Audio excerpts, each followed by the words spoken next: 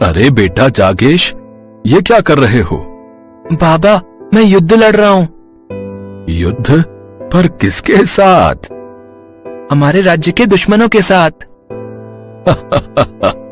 अच्छा, और बिना तीर तलवारों और बिना सैनिकों के साथ युद्ध हो रहा है?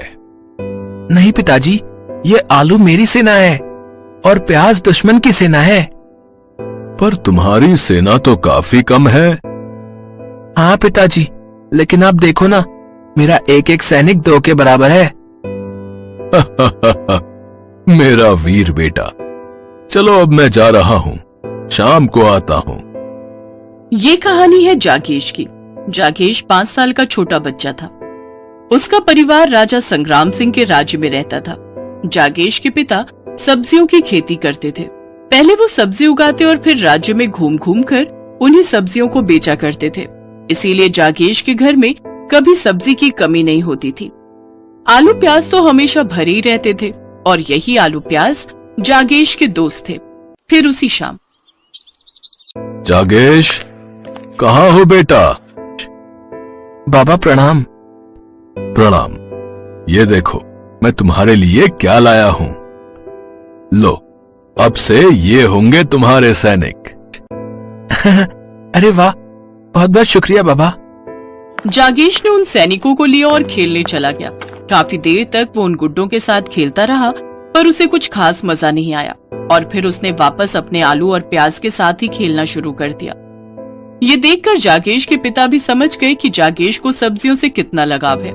ऐसे ही कई साल बीत गए। पर एक दिन जब जागेश के अलावा घर पर कोई नहीं था, जागेश ने खेल खेल में एक आलू को जोर से दीवार पर दे मारा। तभी उसे एक आवाज आई।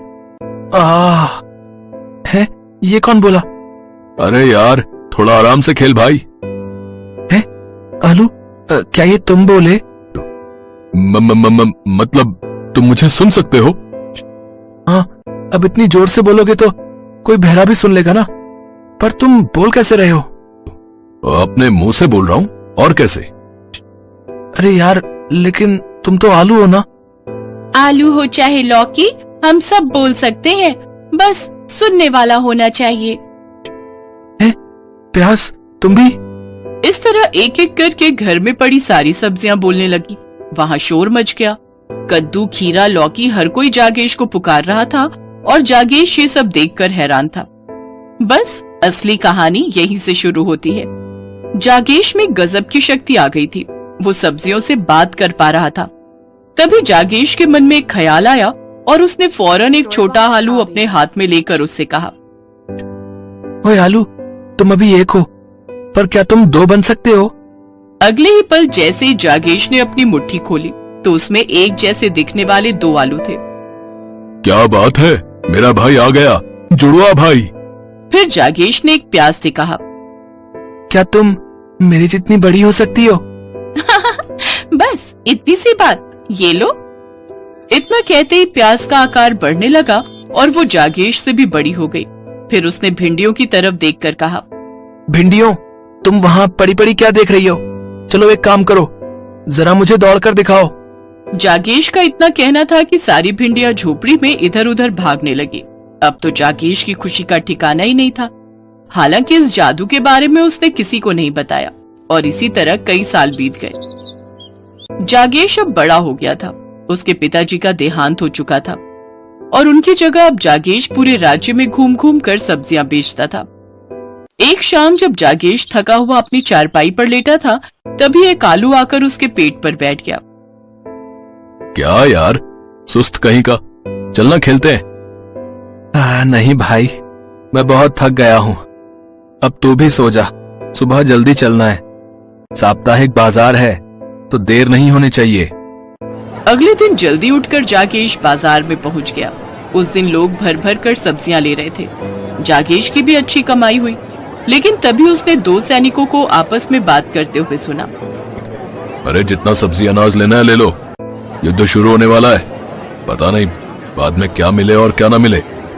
हाँ भाई, सही कह रहे हो। उन सैनिकों की बात सुनकर जागेश समझ गया कि उसका राज्य खतरे में है और हुआ भी वही। दुश्मन राज्य ने अंग्रेजों के साथ मिलकर राजा संग्राम सिंह के राज्य पर हमला कर दिया। लेकिन दिक्कत ये थी कि अंग्रेज अपने साथ बंदूकें और तोपें लेकर आए थे, जबकि संग्राम सिंह के सैनिकों के पास सिर्फ भाले और तलवारें थी। देखते ही देखते दुश्मन सेना संग्राम सिंह की सेना पर भारी पड़ने लगी।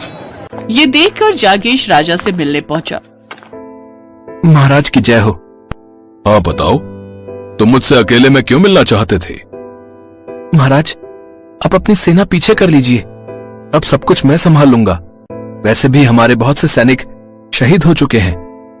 राजा संग्राम सिंह जागेश को ध्यान से देख रहे थे। असल में वो उसे पागल समझ रहे थे। तभी जागेश ने अपनी जेब से 2 आलू निकाले और उन्हें जमीन पर फेंक दिया। देखते ही देखते वो दोनों आलू जाबाज सिपाहियों में बदल गए और राजा की सुरक्षा में तैनात हो गए। इसके बाद जागेश अपनी सेना के साथ रणभूमि में गया, जहां हर तरफ गोलियां चल रही थी। तभी जागेश ने अपनी सब्जियों को देखकर जोश से कहा, खीरों, तुम बंदूक बन जाओ, और मिर्चियों, तुम्हें गोलियां बनकर दुश्मन पर बरसना है। लौकी, जल्दी से तोप बन जाओ, और कद्दू, तुम तोप का गोला बनकर दुश्मन को तबाह कर दो। प्याज, तुम हथगोले बनकर दुश्मन सेना पर टूट पड़ो। अगले ही पल रणभूमि में हाहाकार मच गया। खीरे बंदूकें बन चुके थे और उनमें से धुआंधार मिर्चियां निकल रही थी, जो सामने वाले सैनिकों को छलनी कर रही थी। हरी लौकी तोप बनकर कद्दू बरसा रही थी और दुश्मनों के बचे खुचे सैनिक आलू और प्याज की सेना ने निपटा दिए। जब धुआं हटा तो जागेश शान से रणभूमि से लौट रहा था और उसके पीछे उसके खास सैनिक भी चले आ रहे थे। राजा संग्राम सिंह ने फौरन आगे बढ़कर जागेश को गले से लगा लिया और पूरा राज्य अब जागेश की जय जयकार से गूंज रहा था।